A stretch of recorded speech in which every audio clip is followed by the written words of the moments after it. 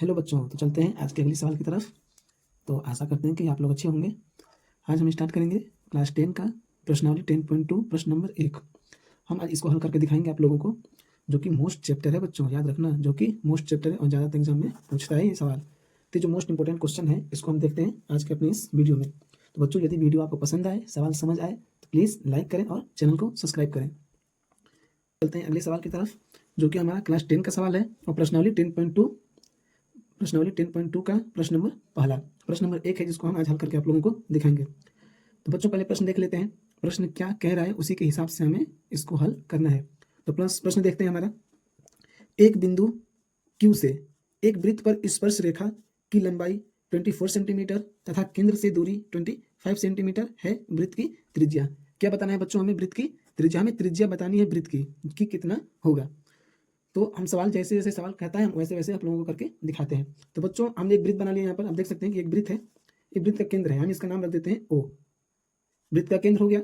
अब बोल रहा है कि एक बिंदु Q, हम Q कहीं भी रख सकते हैं, इधर भी रखिए, इधर भी रखिए, किधर भी हम एक बिंदु ले सकते हैं। तो बच्चों, इधर एक बिंदु Q ले लेते हैं, ये हो गया हमारा बिंदु Q। तो बच्चों, हमने ले लिया एक बिंदु Q से, Q बिंदु हो गया, वृत्त पर स्पर्श रेखा, हमें एक बिंदु Q से जो हमने बिंदु Q लिया है, ये हमारा बिंदु Q है, इस बिंदु से हमें वृत्त पर एक स्पर्श रेखा खींचना है।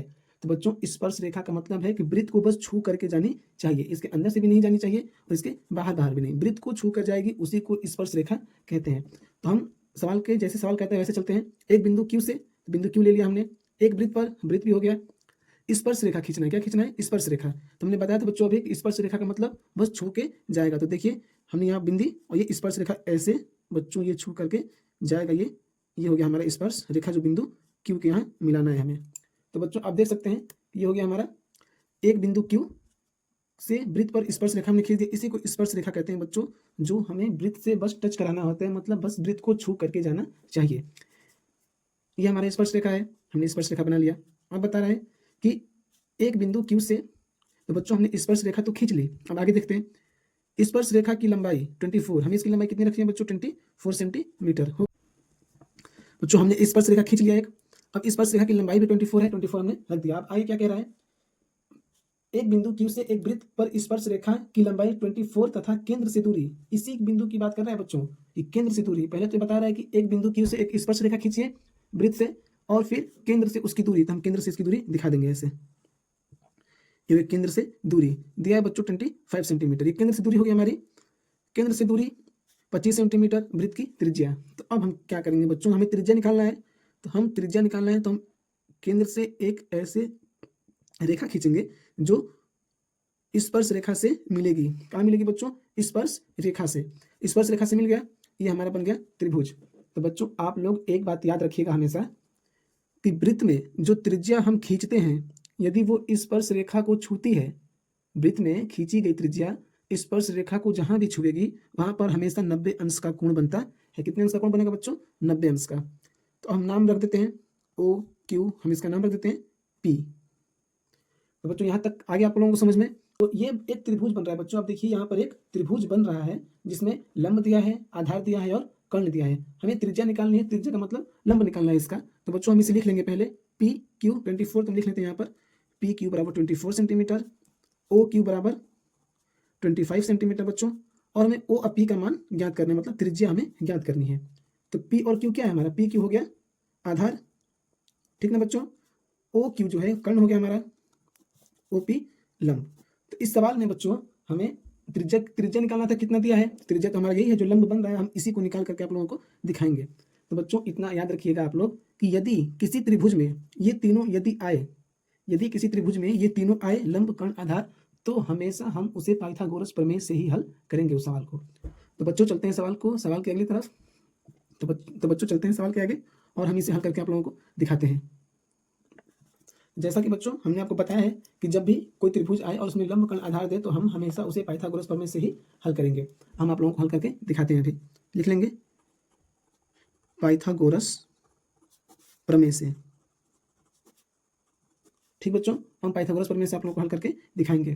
तो बच्चों, इसका जो सूत्र होता है, बच्चों, कर्ण का स्क्वायर बराबर आधार का स्क्वायर प्लस लंब का स्क्वायर। तो ये तो सूत्र हो गया बच्चों।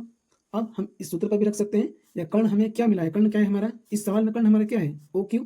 तो हम यहाँ लिख सकते हैं ओ क्यू स्क्वायर बराबर आधार क्या है हमारा पी क्यू, पी की स्क्वायर प्लस लंब क्या है ओ पी स्क्वायर। हम ऐसे भी बच्चों लिख सकते हैं इसको। तो अब हम इसे आगे हल करते हैं। तो हमें ओ क्यू की जगह पर ओ क्यू का मान भरना है। तो ओ क्यू का मान क्या है बच्चों, ओ क्यू दिया गया हमारा 25 सेंटीमीटर, तो ये स्क्वायर हो गया इस पर। पी क्यू दिया गया है 24, हमें ओ पी ज्ञात करना है बच्चों, ठीक। अब हम 25 का स्क्वायर कर लेते हैं। तो 25 का स्क्वायर का मतलब होता है कि 25 ने 25 का गुणा। तो आप यहाँ पर गुणा करके आप लोगों को दिखा दे रहे हैं 25 में 25 का।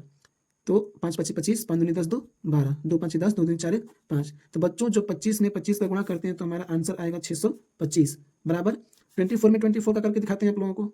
देखिए 4 चौके 16, 4 दूनी 8 9, 2 चौके 8, 2 दूनी 4।